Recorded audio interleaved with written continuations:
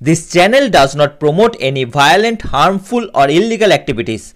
All content provided by this channel is meant for an educational purpose only. Hooghly জেলার বড়া নিজামপুরে শিবতলা বারোয়ারি পুজো কমিটির শ্রী শ্রী রক্ষাকালী মাতার নবনির্মিত মন্দিরের প্রতিষ্ঠা উৎসব হলো।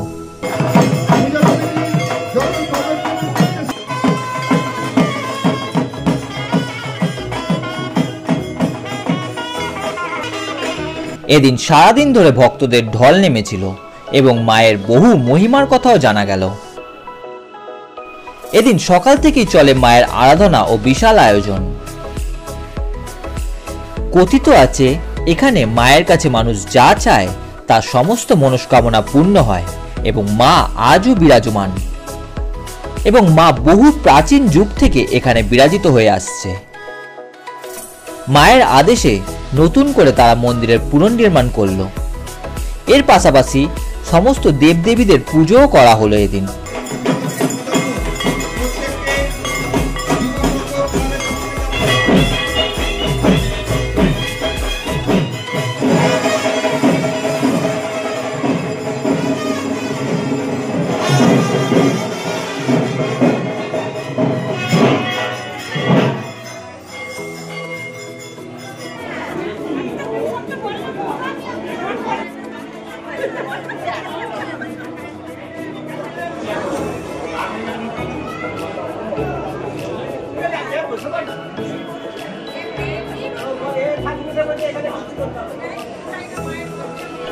এ বিষয়ে কি বললেন এখানকার স্থানীয় বাসিন্দারা আমরা সরাসরি শুনে নেব।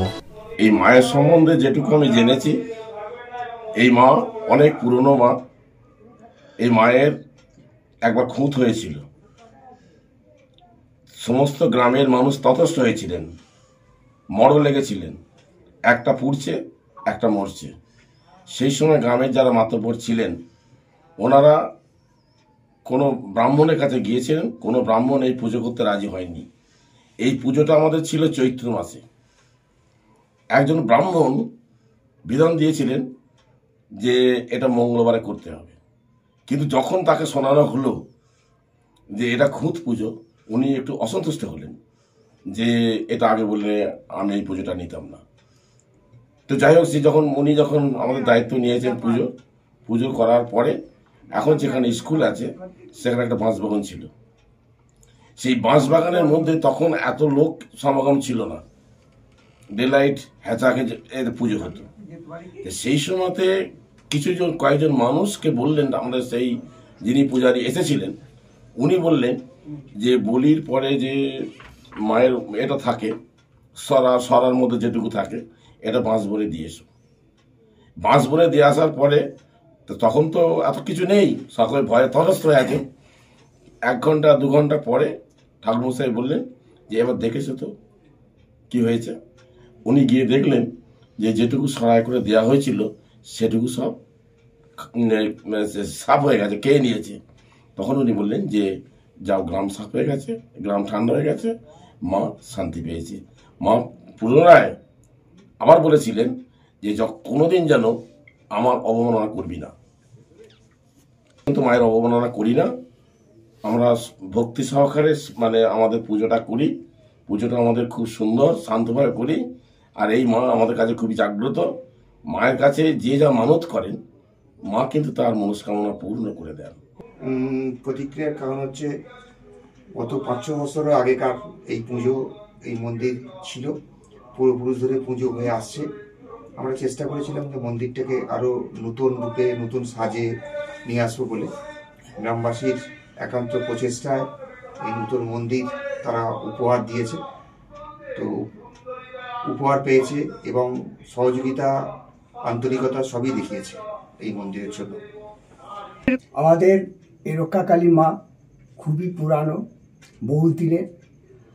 এই মন্দিরে পূজা আমার বাবা করেছে, আমার দাদুরা করেছে, তার বাবারাও করেছে, বহু দিন থেকে দেখে আসছি। আর আমাদের মা খুবই জাগ্রত, যে যা চায় মোটামুটি তার মনের বাসনা পূর্ণ হয়। কারো যদি কোনো দায় বিপদে অসুখ বিসুখ হয়, আমাদের এই মায়ের বেদি ধোয়ানো জল খাওয়ালে খানিকটা সুস্থ থাকে। আর আমাদের কালী মন্দির পিছনে একটা ষষ্ঠী পুকুর আছে। আজ পুকুরটা বিগত অপরিষ্কার হয়ে গেছে, সেই জন্য কেউ চান টান করে না। ওই পুকুরে চান করে সবাই ওই মায়ের কাছে দণ্ডি দিত। ওই পুকুরটা নষ্ট হওয়ার জন্যে আমাদের পিছনে একটা মন্দির পুকুর আছে, ওই পুকুরে চান টান করে দণ্ডি দেয়। আমাদেরই এক বন্ধুর ছেলে পুজোর দিন মায়ের ওখানে অসুস্থ হয়ে পড়ে। সেই অসুস্থ হয়ে যাওয়ার পর আমরা পুজো কমিটির তরফ থেকে সবাই মায়ের কাছে প্রার্থনা করেছিলাম যে ছেলেটি যেন খুব তাড়াতাড়ি সুস্থ হয়ে যায়। সেই মা আশা করে আমাদের ছেলেটিকে, অর্থাৎ বন্ধু ছেলে ভাইপোটিকে সুস্থ করে দেয়। দেওয়ার পর তাকে বাড়ি নিয়ে আসা হয় বাড়িতে। তারপর সেই ছেলের পরবর্তী বৎসরে আবার যে পূজা হয়, সেই পূজায় মায়ের তার পূজা দিয়ে, তার করণীয় সব কিছু দিয়ে পূজা টুজা করে আবার এ হয়। আমাদের এই পুজো এবং আমাদের যে পুরোহিত, আমরা বহুদিন ধরে এই মায়ের পুজো করে আসছি। দাদু এবং কাকা বাবা সবাই করে গেছে, আমিও মায়ের সেবা করছি। তাই গ্রামের সবাই মঙ্গলের জন্য ভালো হোক, সবাই ভালো থাকুক, এই বলে আমি শেষ করছি।